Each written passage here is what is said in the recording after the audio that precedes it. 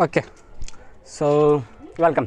और इस वीडियो में हम multiplication rule for independent events, ठीक है ना, दो इवेंट्स क्या है इंडिपेंडेंट है तब उस केस में मल्टीप्लिकेशन रूल क्या होगा, ठीक है ना, उस केस का मल्टीप्लिकेशन रूल हम पढ़ रहे हैं।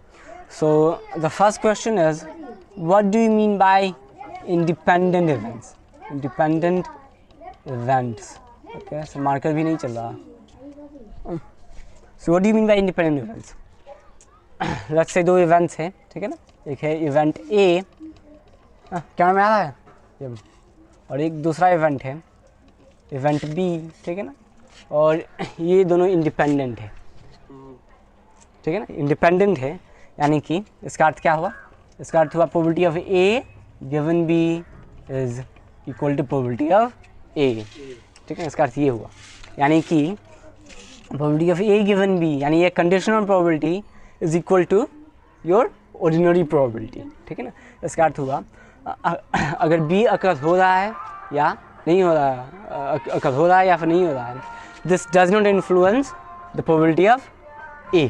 प्रोबेबिलिटी ऑफ ए का क्या, प्रोबेबिलिटी ऑफ ए को ये इन्फ्लुएंस नहीं कर रहा है, ठीक है ना। सो वेदर बी अकर्स और doesn't occur, it does not influence the probability of A, ठीक है।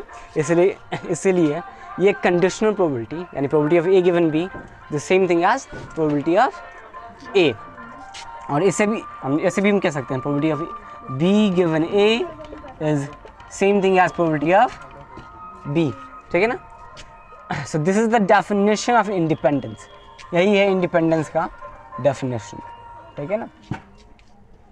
This is what independence means, ठीक है ना। अगर दो इवेंट्स इंडिपेंडेंट है तब अगर हम ए इंटरसेक्शन बी निकालना चाहें तो ए इंटरसेक्शन बी क्या होगा? ये होगा प्रोबेबिलिटी ऑफ ए, ठीक है, टाइम्स प्रोबेबिलिटी ऑफ बी। हम ध्यान दो, समझ में आ गया?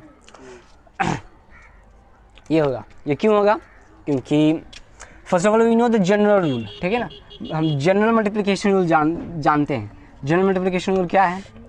Probability of A intersection B होता है probability of A given B times probability of B, और ए गिवन बी क्या है?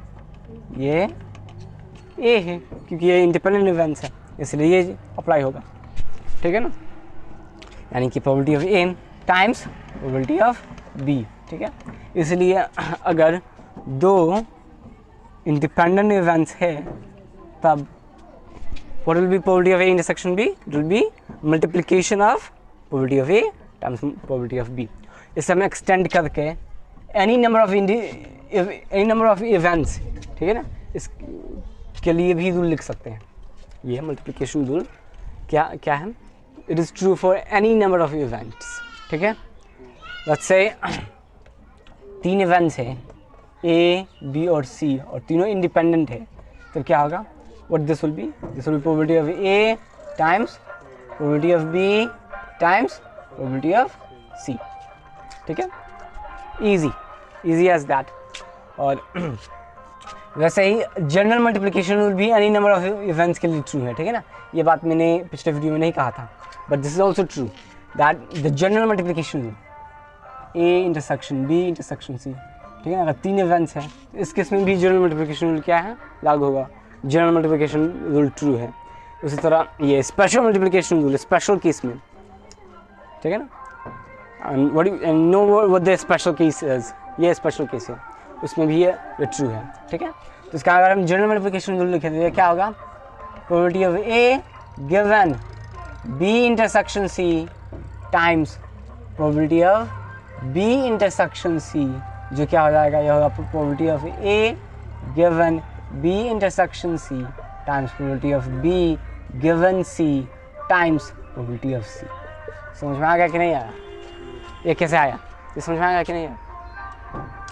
हम इसे एक इवेंट जैसा ट्रीट कर देंगे, ठीक है। सो इंटरसेक्शन है, जैसे हम एक इवेंट जैसे ट्रीट कर देंगे, ठीक है ना, तो इस केस में क्या हो जाएगा? तब 2 इवेंट्स हो जाएगा, A intersection B intersection C, ठीक है ना।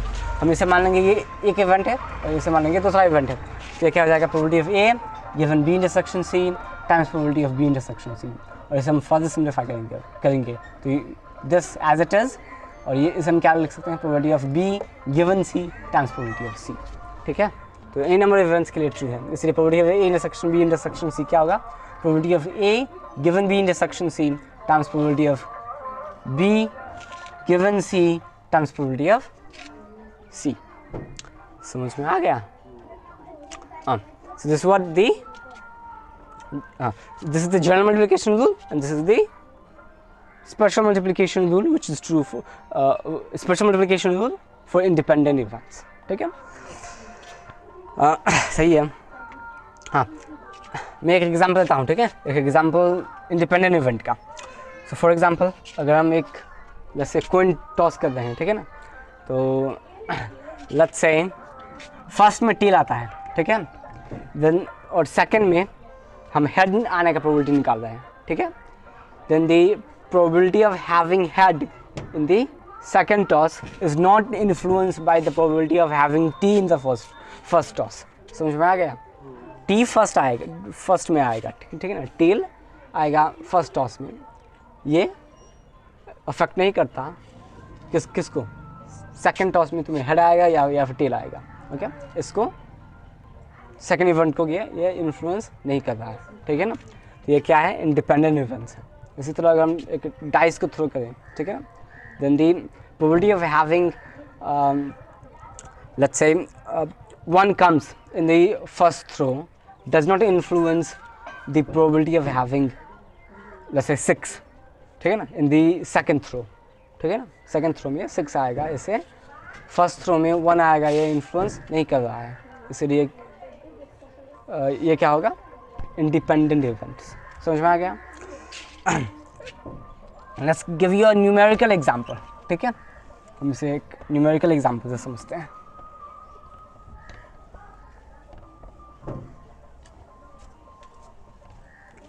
लेट्स से, ठीक है, हम निकालना चाहते हैं टी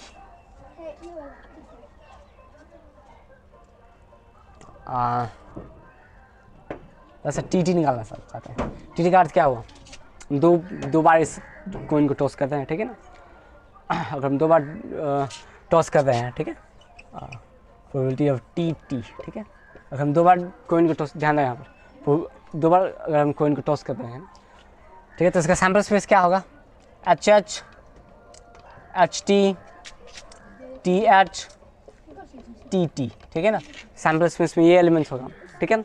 इसे अगर हम डायरेक्टली यहाँ से निकालना चाहें तो क्या हो जाएगा, प्रोबेबिलिटी ऑफ टी टी, ये